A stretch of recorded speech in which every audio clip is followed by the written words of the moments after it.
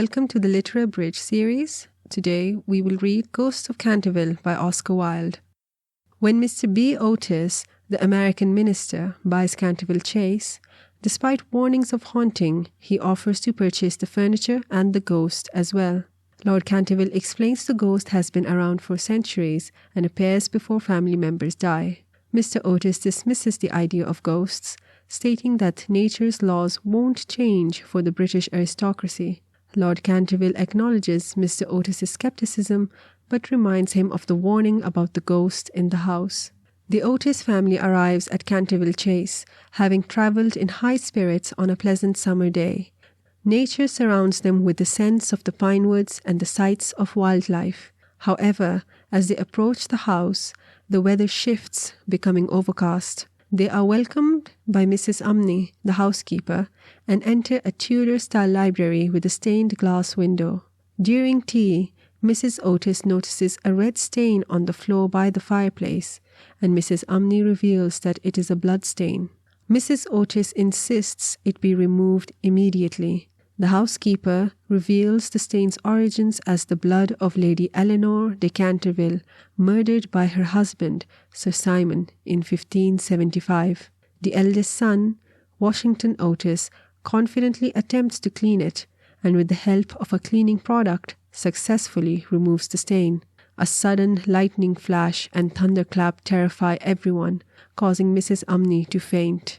The American minister brushes it off as bad weather in England and jokes about emigration.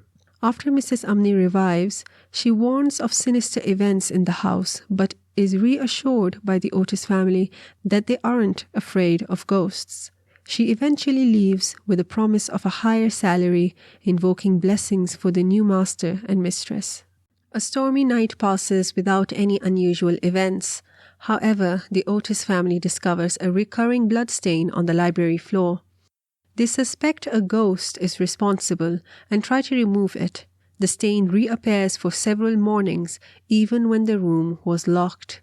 The family begins to consider the existence of ghosts.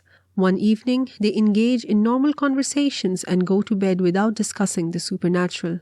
During that night, Mr. Otis hears a persistent rattling noise and encounters the ghost of an old man with red eyes and chains. Instead of getting frightened, Mr. Otis offers the ghost some lubricant for his chains and leaves it by the candles before going to bed. The Canterville Ghost, outraged by Mr. Otis's offer, smashes the bottle, emits a ghastly green light, and wails while fleeing down the corridor. The youngest children, the twins, flung open their bedroom door and, upon seeing the ghost, pelt him with pillows, forcing him to escape into a secret chamber. In this hidden space, he reflects on the gross insult he has endured. Recalling his past antics and terrifying acts, he decides to seek vengeance on the modern Americans who treated him so disrespectfully, and remains in thought until morning. The Otis family discusses the Canterville Ghost at breakfast.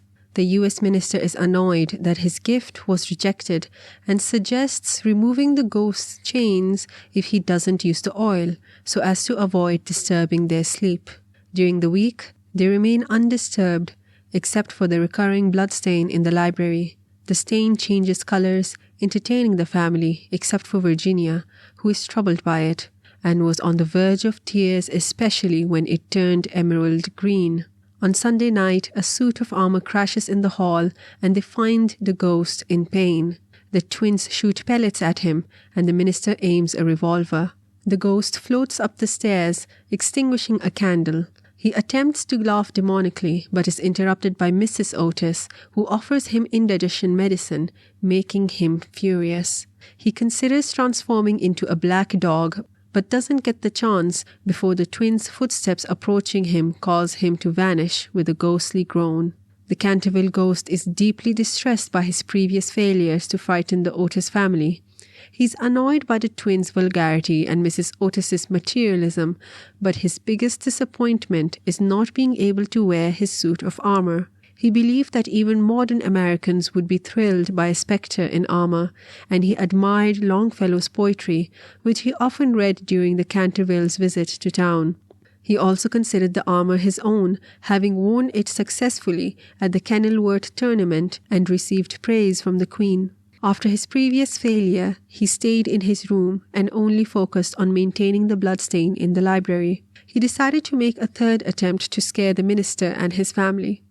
He selected Friday, August 17th, for his appearance and chose a costume with a large hat, a frilled winding sheet, and a rusty dagger. As a violent storm began that evening, he saw it as perfect for his plan. He intended to visit Washington's room, his primary target who had been removing the bloodstain with detergent, and make eerie sounds and pretend to stab himself while spooky music played.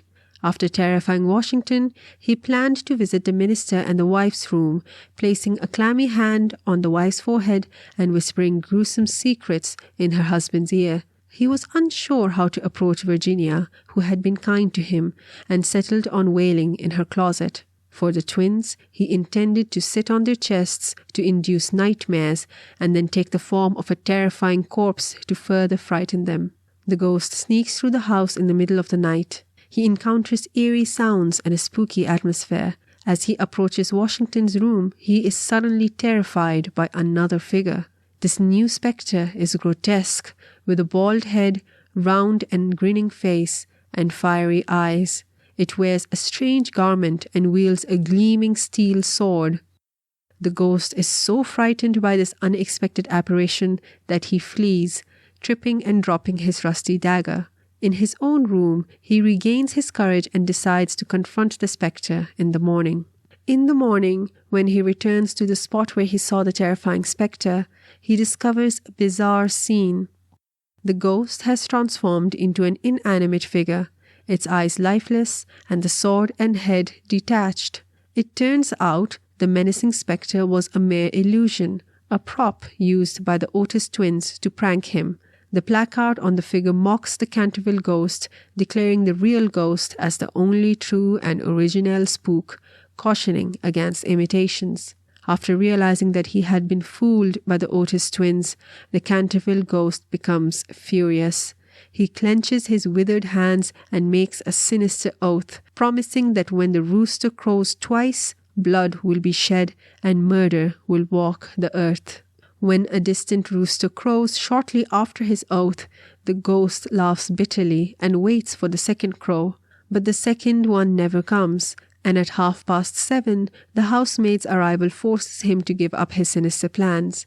He returns to his room, contemplates his failed oath, and then turns to old chivalry books for guidance.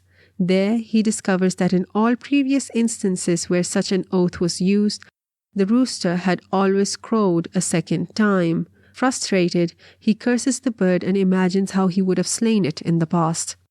The ghost then retreats to his lead coffin, where he remained until evening. The Canterville Ghost, weakened and tired due to the recent events and emotional turmoil, decided to give up on the matter of the bloodstain in the library. He believed that the Otis family didn't appreciate the symbolic value of the stain. Still, he considered it his duty to continue appearing in the corridor every week and gibbering from the oriel window on certain days. For the next 3 Saturdays, he carefully moved through the corridor at night, substituting his boots for soft slippers and taking precautions to avoid being seen or heard. Despite his efforts, he continued to face challenges. The twins set traps, such as strings across the corridor, which he tripped over in the dark. In one instance, while attempting to play the role of Black Isaac or the huntsman of Hogley Woods, he fell after stepping on a butter slide created by the twins. This incident infuriated him, and he decided to make one last effort to assert his dignity and social position by visiting the twins the next night in his role as Reckless Rupert or the Headless Earl. This was a costume he hadn't worn in over 70 years since he used it to successfully frighten Lady Barbara Modish, preventing her marriage to Lord Canterville's grandfather. Lady Barbara fled to Gretna Green and married another man after the scare. Dressing up in this terrifying costume was no small task and took him 3 hours. He made his entrance into the twins' room in the blue bed chamber with a dramatic fling of the door. But they doused him with a jug of water and laughed at him. This incident gave him a severe cold and forced him to give up any hope of frightening the American family. He resorted to wandering the corridors quietly in slippers and a muffler due to his cold, and armed with a small arquebuse in case he ran into the twins. The final blow came when he was trying to make satirical remarks on the American minister's family photographs while dressed as Jonas the Graveless or the corpse snatcher of Chertsey Barn. He was frightened by the two figures who jumped out and yelled "Boo" at him. After the ghost's humiliating encounter with the twins, he retreated to the house's iron stove to escape their tormenting. He made his way home through the flues and chimneys, arriving in a dirty and disheveled state. Following this, he didn't venture out on any more nocturnal expeditions. The Otis family assumed he had gone away, and life at Canterville Chase returned to relative normalcy.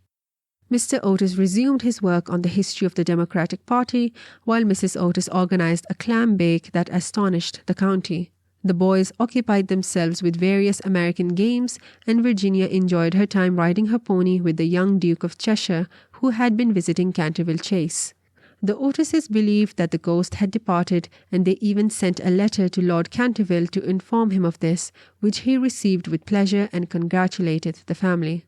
However, the ghost was still in the house, and despite being nearly an invalid, he was not willing to let the matter rest. He was particularly eager to show the Stiltons that were visiting that he hadn't lost his influence over them, given the infamous history involving one of their ancestors and a bet to play dice with the Canterville Ghost, which had resulted in an unfortunate paralysis for Lord Francis Stilton.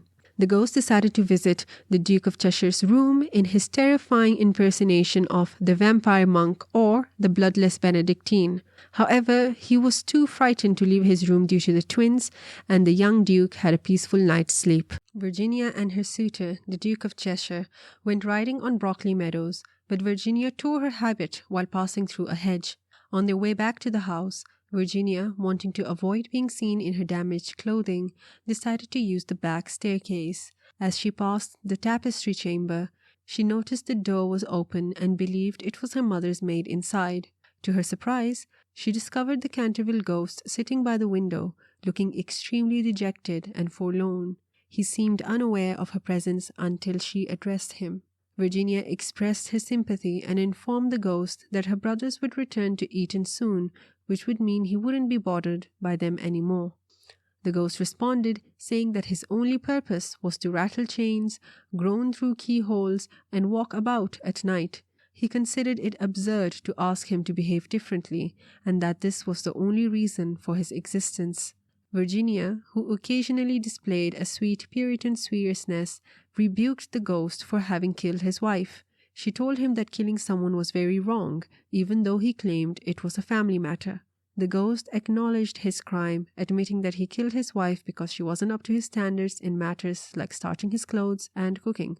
He complained that she served a buck he had shot in a terrible manner. However, he acknowledged that it was all over now, although he did not appreciate being starved to death by her brothers. Virginia was shocked to hear about the ghost's starvation and offered him a sandwich. The ghost declined, explaining that he never ate anymore, but he appreciated her kindness and considered her much nicer than the rest of her family, whom he found horrid, rude, vulgar, and dishonest. Virginia became indignant and accused the ghost of being rude, horrid, and vulgar.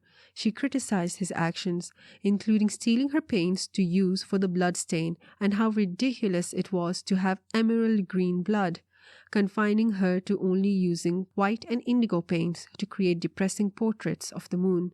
The ghost somewhat meekly defended himself, explaining that it was hard to find real blood and that he didn't see why he couldn't use Virginia's paints after her brother used the Paragon detergent. He also mentioned that color preferences were subjective and Americans might not care about such things. Virginia suggested that the ghost should emigrate to America and offered to help him with a free passage.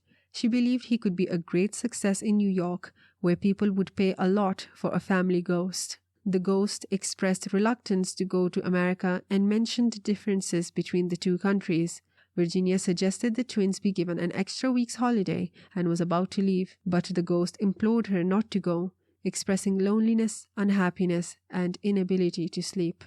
Virginia thought his complaints were absurd and told him to go to bed and blow out the candle. The ghost revealed that he hadn't slept in 300 years and felt exhausted.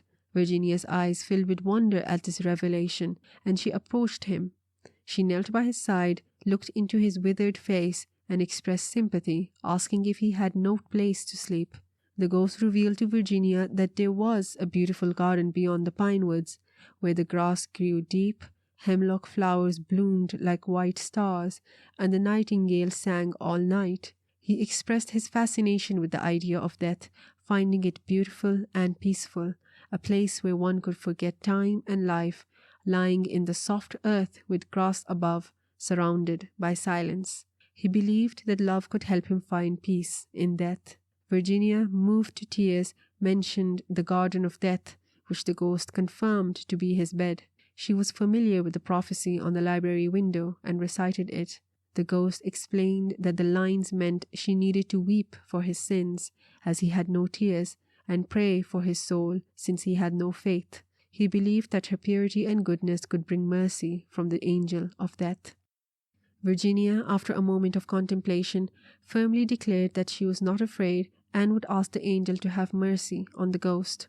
The ghost was filled with joy as Virginia agreed to help him. He kissed her hand and then led her out of the room into a passage where embroidered little huntsmen on the tapestry urged her to go back, while bizarre animal carvings on the chimney-piece warned her to beware. But Virginia pressed on, ignoring their pleas.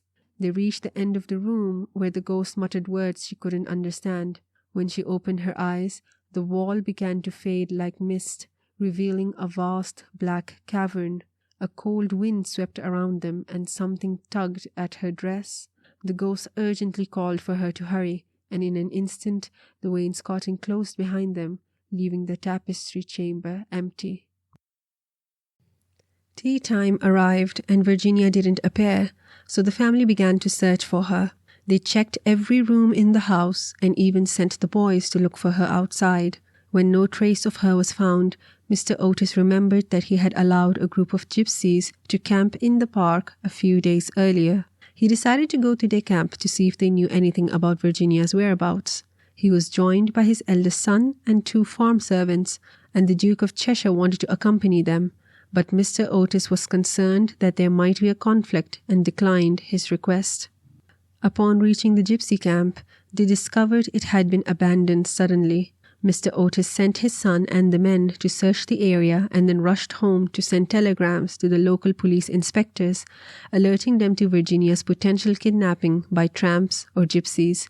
He had his horse prepared and was about to leave when the little Duke of Cheshire galloped up on his pony, hatless and flushed.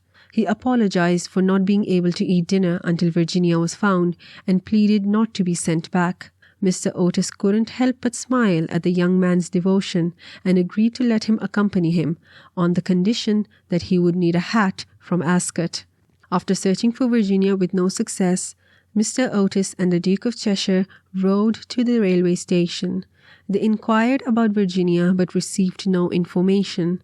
Mr. Otis bought a hat for the Duke and then continued to Bexley, a nearby village known for its association with gypsies. They couldn't gather any information from the local policemen, and upon searching the common, they decided to return home, feeling exhausted and disheartened.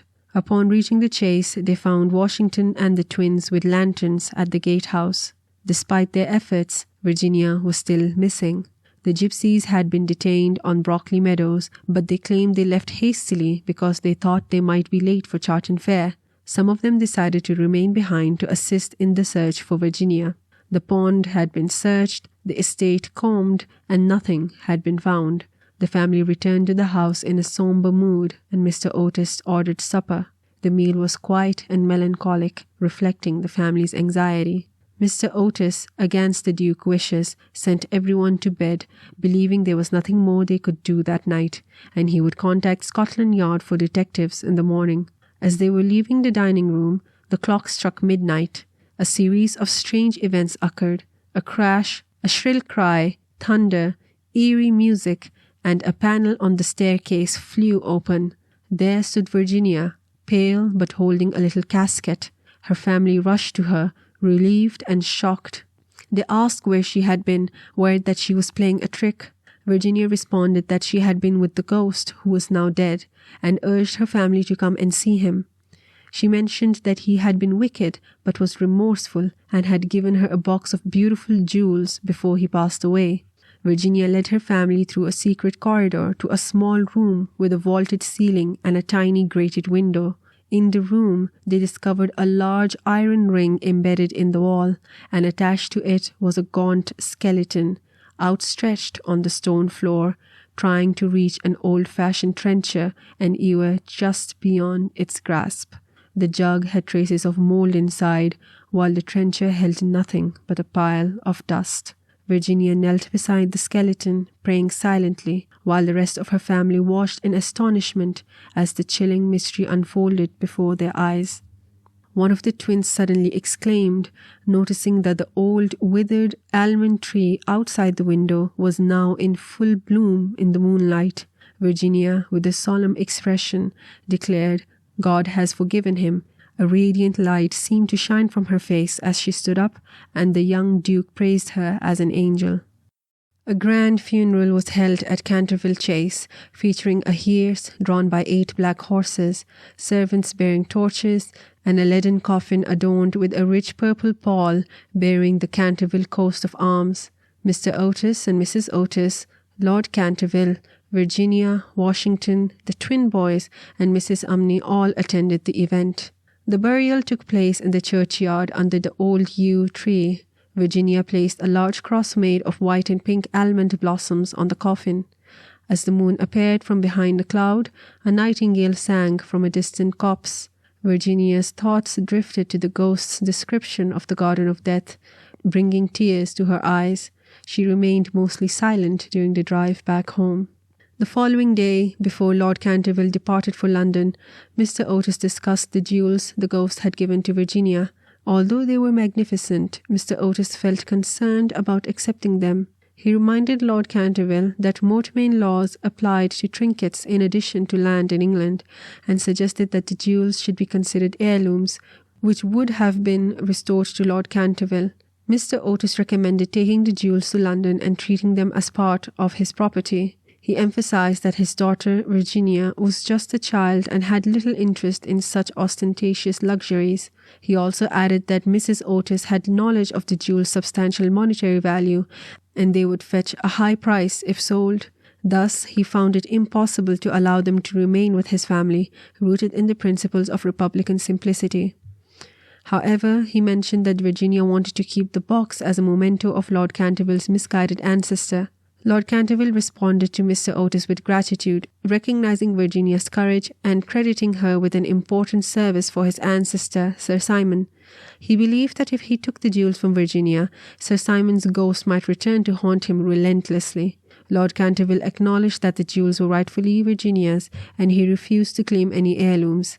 He insisted that whatever had belonged to Sir Simon, including the jewels, had become Mr. Otis's property as part of the estate's evaluation. Although Mr. Otis was initially distressed by Lord Canterville's refusal, the good-natured peer ultimately convinced the minister to let Virginia keep the jewels the ghost had given her. In the spring of 1890, when the young Duchess of Cheshire was presented at the Queen's first drawing-room on their marriage, her jewels became a subject of widespread admiration. Virginia received the coronet and married her childhood sweetheart as soon as he came of age. The match was celebrated and appreciated by all except for the old Marchioness of Dumbleton and Mr. Otis, who had reservations about titles but eventually conceded to the marriage. After the honeymoon, the Duke and Duchess visited Canterville Chase and paid a visit to the churchyard near the pine woods. There had been some debate about the inscription on Sir Simon's tombstone, but they eventually decided to engrave only his initials and the verse from the library window. The Duchess placed lovely roses on the grave, and they wandered into the ruined chancel of the old abbey. As they sat together, the Duke Cecile asked Virginia about her encounter with the ghost, but she stated that she had never shared the story with anyone. Cecile urged her to reveal her secret, but Virginia remained hesitant. She felt indebted to Sir Simon, who had taught her valuable lessons about life, death, and love. She claimed that love was stronger than both of them. The Duke accepted the answer and asked if she would eventually share the story with their children, to which Virginia blushed but did not reply. The end.